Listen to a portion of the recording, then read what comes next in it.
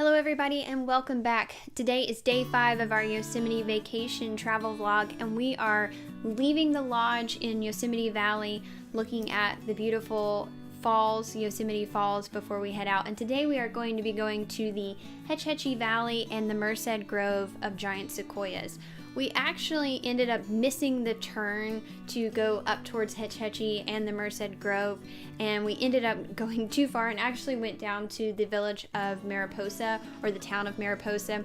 It's about 32 miles to Mariposa and about 47 minutes, but there are some really cool things, so if you have some time, I would definitely recommend going down into Mariposa and walking around, taking in all the little shops. It is one of a handful of towns in California that does not have a stoplight, so that's pretty cool if you're looking for some small town atmosphere.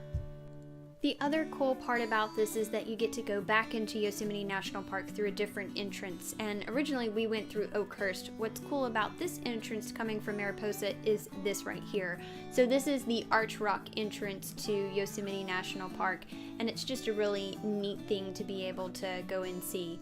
We finally made it to our first destination of the Merced Grove Trailhead. It's a fairly small parking lot. I'd say there was maybe 7 or 8 parking spots. There are some further down and further up that you can walk along the road to. As you can see, it was pretty darn snowy, and this area gets quite a lot of snow. The Merced Grove Trail is about 3 miles round trip, and it took about 2 to 4 hours depending on your hiking. It's really not that difficult of a trail, except for whenever you come back, there is about 600 feet of climbing. As you go down this trail, you will hit a fork in the road, and you want to go to the left, and that'll take you sort of downhill to the Merced Grove of sequoias. And there are only about 20 sequoias in this grove, so there weren't very many that we saw, but these were the main ones that were just right there along the trailhead.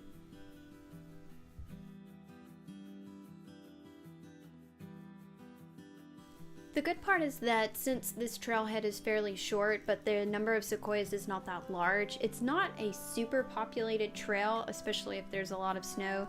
And as you can see, there's the hill that we had to climb back up to get back to the car, and that really was the most difficult part of the trail. It was kind of fun at the bottom to, look through the trees and be like, there's a sequoia and there's a sequoia.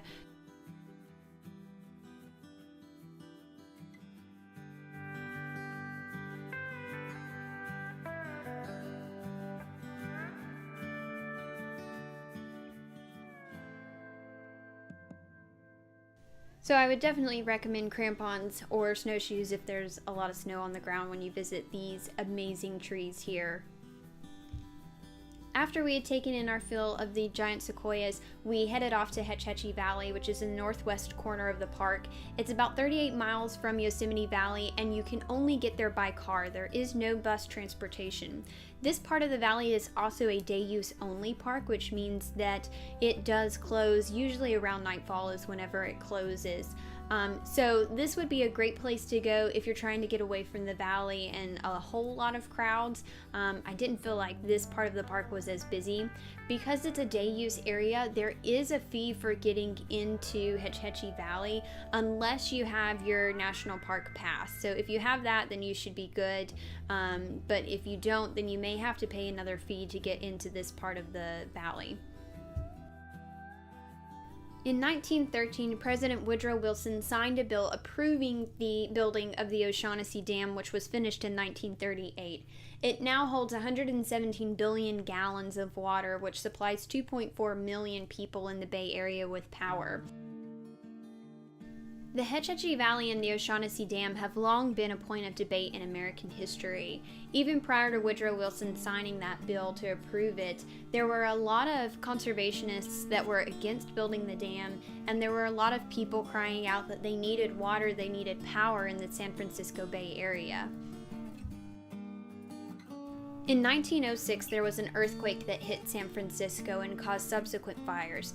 The damage to the city was pretty massive and ended up causing an outcry from America to help these people. The dam was subsequently built for this purpose. And although the conservationists lost the battle, they did kind of win the war because it was a pivotal moment in our nation's history where we decided that preserving nature was an important goal and that we should look at it. And so it was part of the changing of our society to go ahead and lead to the development of all the national parks that we have today. Despite all of the debate around this area, it is still a beautiful part of Yosemite National Park.